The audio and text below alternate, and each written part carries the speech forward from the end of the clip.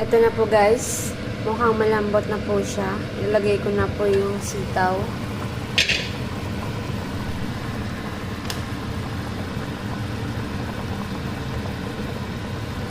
Lambot na po to.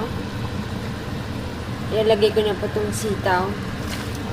Para lumambot na po siya. Nilagyan ko nga pala po ito kanina ng powder na paminta. Hindi po buong paminta nilagay ko kasi baka pumakain. Pagpadagdag lang po yun ng lasa kung gusto nyo po rin hindi.